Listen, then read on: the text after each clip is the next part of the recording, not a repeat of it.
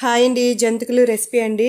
ఒక్కొక్కరు ఒక్కొక్కలా పిలుస్తారండి వీటి పేర్లు. మురుకులు అంటారండి, కొంతమంది చకినాలు అంటారండి, ఒక్కొక్క వైపు ఒక్కొక్కలా పిలుస్తారండి. మేమైతే వీటిని జంతికలు అంటామండి. కరకరలాడుతూ చాలా క్రిస్పీగా అయితే చేసుకోవచ్చండి. ఎలా చేసుకోవాలి ఏంటి అనేది చూపిస్తానండి. బియ్యాన్ని అయితే మంచిగా కడిగి ఆరపెట్టుకోవాలండి. ఇలా ఆరపెట్టుకున్న బియ్యంలో నేనైతే ఏమేమి కలుపుతున్నాను ఏంటి అనేది అయితే మీకైతే మొత్తం చూపిస్తానండి. 4 గ్లాసుల రైస్ అండి, 1/2 కప్పు పెసరపప్పు, 1/2 కప్పు శనగపప్పు, 3/4 కప్పు పుట్నాల పప్పు, 1/4 కప్పు సగ్గుబియ్యం అయితే వేసానండి.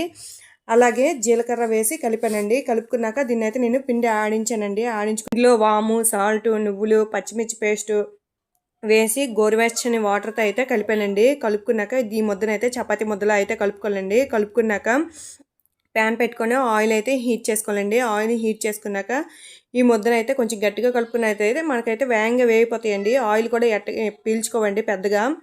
ఇలా జంతికలు కొట్టమంటుంది అండి. జంతికలు కొట్టం అయితే తీసుకొని 3 హోల్స్ని తీసుకొని మనమైతే ఇలా ప్రెస్ చేసుకోవాలండి. రౌండ్గా షేప్లో ఇలా ప్రెస్ చేసుకున్నట్లయితే మనకి జంతికలు అయితే రెడీ అవుతాయండి. వీటిలో అయితే మనము ఆయిల్ మరీ హీట్గా అయితే ఉండకూడదండి. మీడియం హీట్లో ఉండేటప్పుడు ఇలా జంతికలు అయితే వేసుకోవాలండి. ఈ ప్లేట్స్ తీసుకోవడం వల్ల చాలా మంచిగా అయితే యూజ్ అవుతాయండి. ఇలాంటి ప్లేట్స్ తీసుకొని అయితే వేయండి. మంచిగా ఫ్రై అయిపోయినాక తీసి పక్కన పెట్టుకోండి.